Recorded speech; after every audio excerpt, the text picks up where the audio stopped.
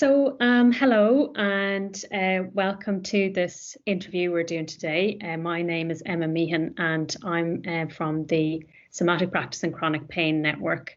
This is kind of a group of people getting together with expertise in dance practices and different healthcare professions to look at how we might support people living with chronic pain.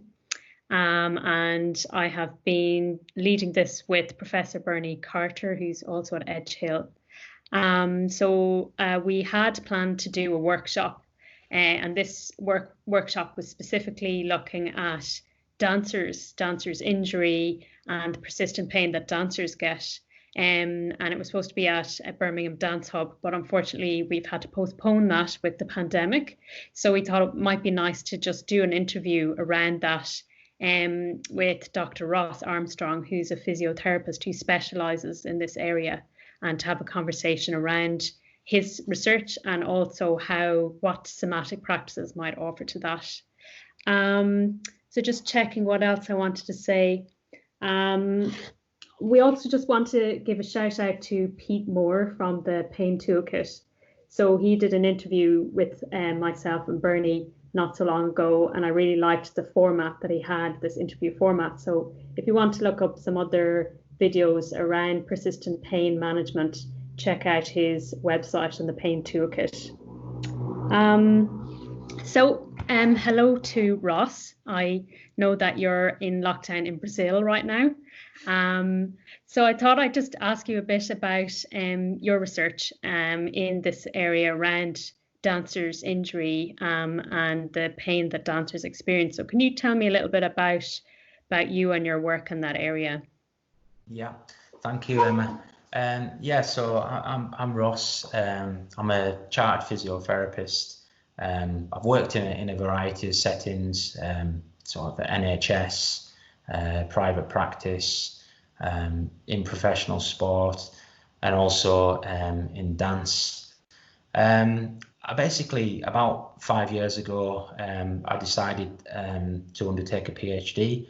I was working as a senior lecturer at Edge Hill University at the time, and I had some contact with dancers at the university who were part of their undergraduate dance program, and I had some knowledge of dance, but I hadn't had a great deal of interaction or experience with dancers prior to that. So I thought it would be interesting to start working closely with dancers as part of my PhD. So at Edge Hill, one of the things that we had that I was responsible for running and organising was a dance injury clinic, which was basically a clinic that any of the university dancers could use free of charge. They would basically make an appointment, would come along to the clinic where they would see some of our students who were under my supervision, and we would assess their injuries and hopefully make a diagnosis, and then provide them with some treatment for that injury. So the fact that I was working regularly with dancers, I thought it would also be a good opportunity to do some research with them, and also at the same time hopefully be beneficial to them. So we did what I called a dance MOT. So similar to what you might do for a car, but for dancers. So with the dancers, we'd look at things like, for example, we'd measure range of movement at certain joints, because we know that dancers need to have very good range of movement to achieve certain movements and positions in dance. We'd look at things like muscle strength, how strong they were in the muscles. We'd look at things like their balance.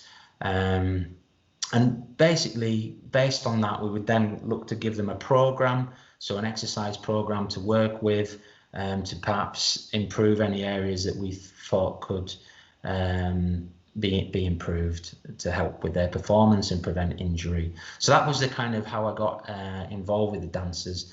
Then in terms of the more specific research that I did for my PhD, the title of my PhD was musculoskeletal screening, implications for injury and performance. So, for example, one of the main focuses of my research was on hypermobility. So, hypermobility is defined as a range of movement beyond normal range. So, dancers, for example, tend to be very hypermobile. Yeah. So, hypermobility was something that I was interested in. So, I measured that a lot in dancers. And what we were doing was looking to see if there was any sort of relationship between hypermobility and injury. Now, with the screening, it's used a lot in sport, it's used a lot in professional sport, but one of the things that you see with the screening that I thought was a slight concern was it was always done in a state of non-fatigue. And we know that fatigue, so when people have been dancing for a long time, for example, whether that be over a half an hour session or whether that be dancing every day over a 6-month period, we know that fatigue is a risk factor for injury. So what I decided to do for one of my studies was to look at the effect of acute fatigue. So we used something called the Dance Aerobic Fitness Test, which is a fitness test that's been made specifically for dancers, and it basically lasts approximately 20 minutes if you're fit enough to get to the end of it. And it has 5 stages which last 4 minutes, and each stage will have movements in it that are specific to dance. So like then what happens?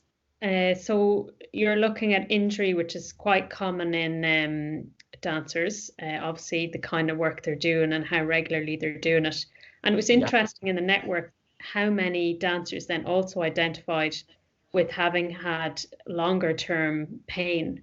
So what do you know about how then injury turns into like chronic pain? And is there a way to prevent that happening? Yeah, okay.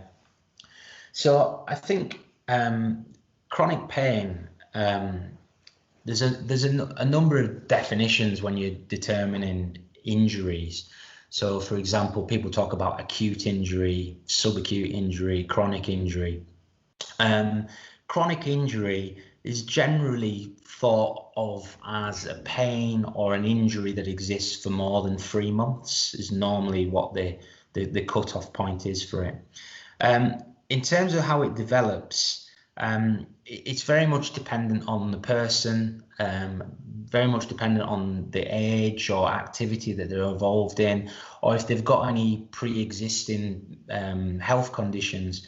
So, for example, in what I would say, if we took a dancer who I would describe as healthy, they don't have any underlying health conditions, normally chronic injury and chronic pain develops from overuse. So we know that dancers are performing routines 5, 6, sometimes 7 days a week for a number of hours. So they have a very high workload that they're doing.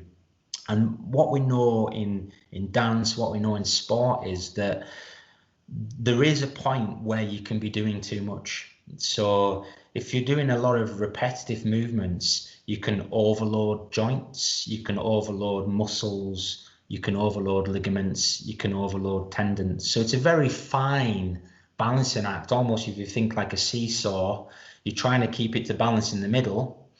So you're ticking over nicely, you're keeping your engine running nicely. But if you overload it too much and you go too far, that's when you start getting injuries, and that's when you start developing chronic pain. So I think the first issue is overuse. So if people are training or rehearsing too much, that can lead to development of chronic pain. Also, a big thing is rest. So rest sufficient rest is important. So by that we mean rest in between rehearsals, rest in between performance, and also on a more general scale, people need to be sleeping adequately. So sometimes dancers are doing tours, they're going around the country, they're sleeping in different locations. Again, that doesn't help in terms of getting sufficient rest and letting the body relax a bit. So those would all be aspects, would be rest, overtraining, overload. The other sort of thing to think about, dancers often generally are going to be dancing in bare feet,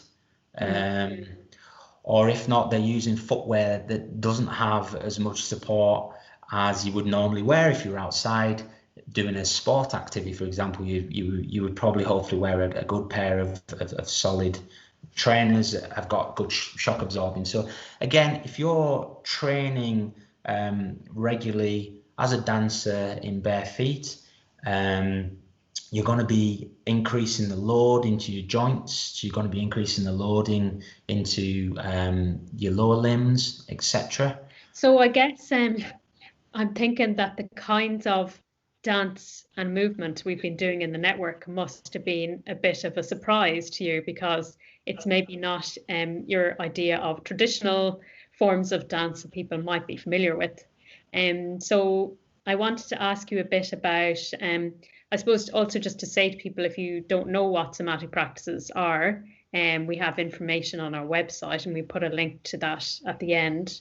But I suppose we were maybe working a bit more at body awareness, which might actually support people to become aware of knowing when they need to rest and noticing when their limbs are stressed and things like that. So yeah, well, maybe I'd ask you first, from your experience of the network, how would you describe this somatic work that we've been doing? Yeah, so I've really enjoyed my time so far with the network, and learning a bit about somatic practice.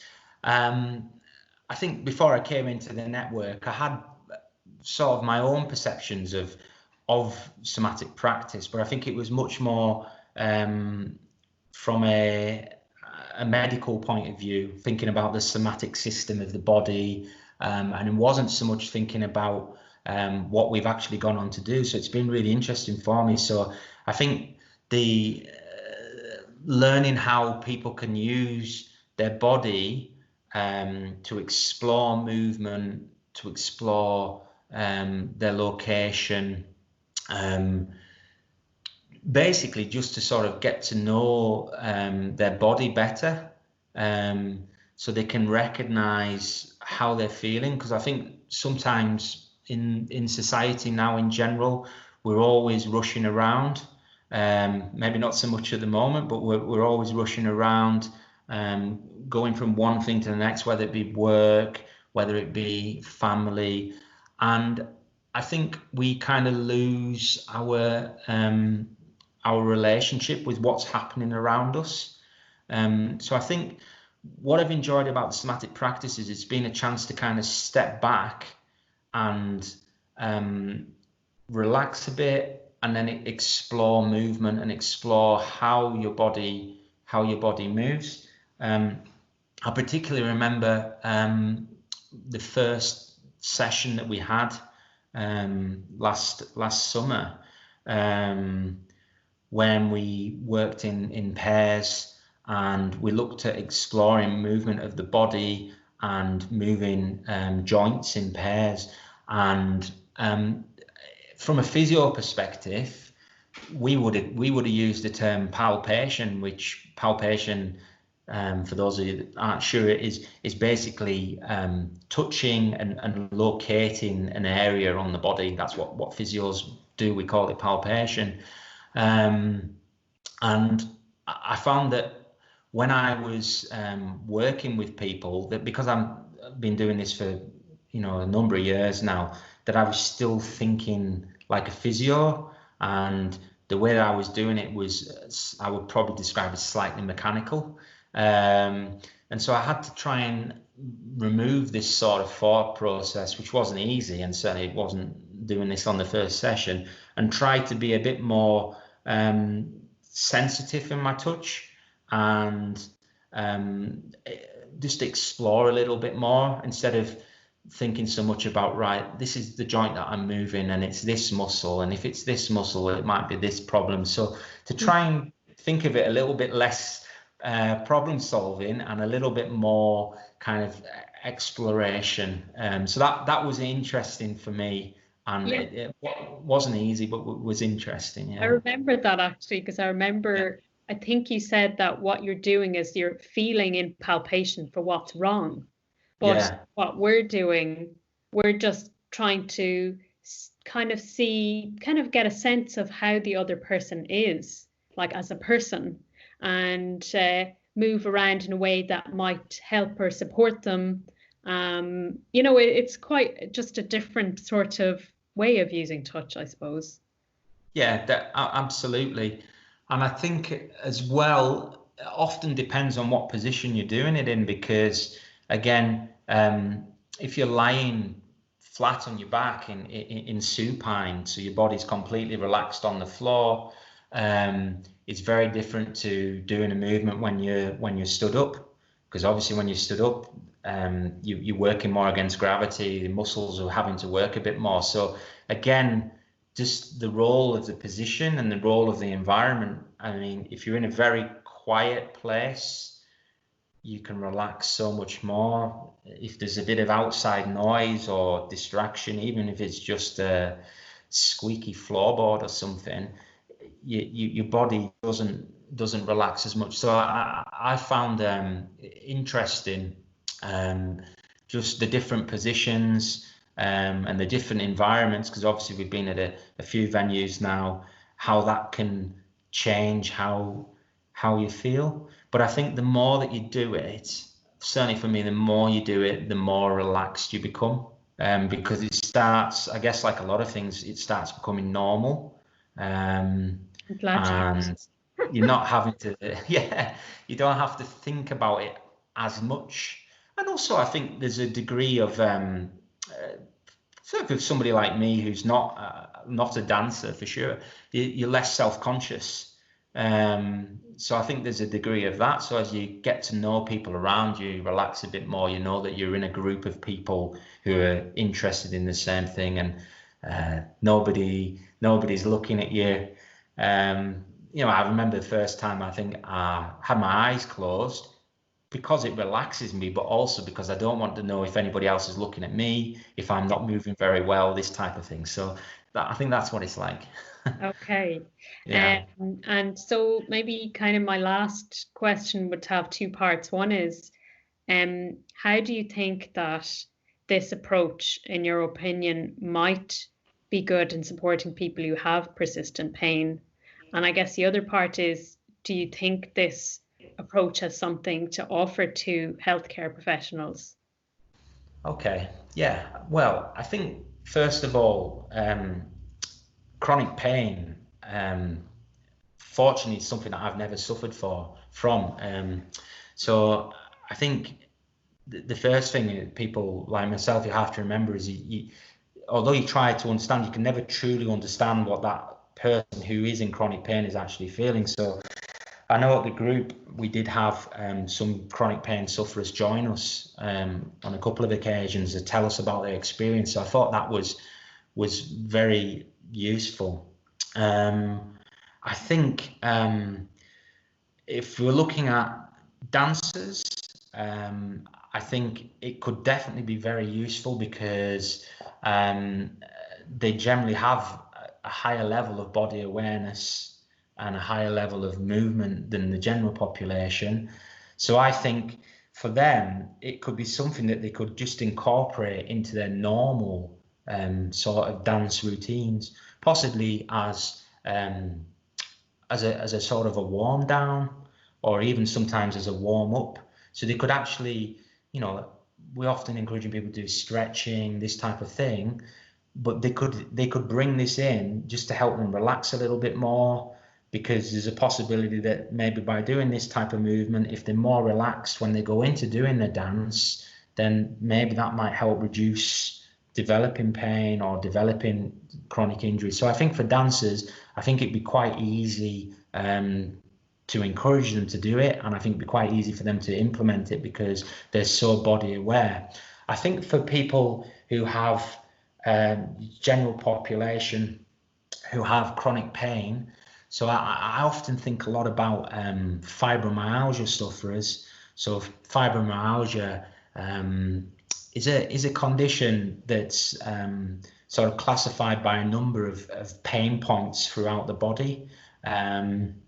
And they tend to also have a number of other sort of medical conditions. So they might have, for example, arthritis, osteoarthritis, or rheumatoid arthritis. And I've certainly in the NHS worked a lot with fibromyalgia patients. I can think of in my first job as a junior physio, we used to run a fibromyalgia group where we'd have about 20 fibromyalgia patients come, and they would have a group therapy where they would be educated about fibromyalgia. They could all network together and share experiences, and then we would give them pain management strategies. So it might be something like TENS machine, which is like a machine that physios sometimes use for management of chronic pain. It would generally be some basic exercises to get people moving, because people who have pain become scared of moving. And it's a vicious circle really, because the less you move, the stiffer the joints become, the stiffer the ligaments become, and generally the more pain that you develop. So you need to kind of work with these people in an understanding way, just to encourage them to move their joints. So fibromyalgia patients I think would be a prime target for this type of treatment. So to get people moving in a sort of non-goal oriented way, maybe in a more kind of absolutely. Absolutely. So I think in terms of would it be useful for healthcare professionals, I would say it would be. I think there would be areas where you could use it in a group setting, so similar to I'm talking now. But then also I think groups are not always for everybody. Some people, like I say, might be self-conscious about moving, or might have pain that they consider considerably more than others in the group. So I think, one-to-one as well. So yeah, I think it has a big role to play. I think specifically in anyone who's had pain that is limiting their quality of life and their activities of daily living. And perhaps one thing might potentially be saying that I think dancers would find it easier to do. Maybe we could use some of these dancers who have had chronic pain to implement some of these movements, implement some of these sessions. Yeah, that's a brilliant idea. Potential idea. Yeah. I'll note that down. Yeah. I suppose, like, just in terms of what you were describing earlier about the research methods that happen in health, there's a lot of measurement and understanding things from a medical perspective. And I suppose I'm hoping this somatic approach might offer a different way of understanding maybe how someone feels about moving, or kind of like the personal and the social aspects as well, how they feel in medical environments, how they might be able to find ways of expressing what the experience of pain is, because it's so hard to describe. So some of those kind of other sides of pain, maybe that dance and somatic work could support alongside the medical side. Yeah, absolutely. Yeah, I mean, there is obviously a lot of emphasis on, people like to put numbers to things. So we like to rate pain on a scale of 0 to 10, how bad is your pain? But it's a very individual thing. So I think although it has a use in terms of when you see one person and then you see them 3 weeks later, you have a figure to work with in terms of, is their pain any better? It's not it shouldn't be the total focus of it. I think it has to be how the person feels within themselves. Well, thank you so much for your time, Ross. And I hope that we get to run our workshop at some point that will try to combine a physio's approach and a somatic approach to pain for dancers. Yeah, that was good. So, yeah, thank you for joining me, and see you again soon. Thanks for your time. Bye-bye. Bye.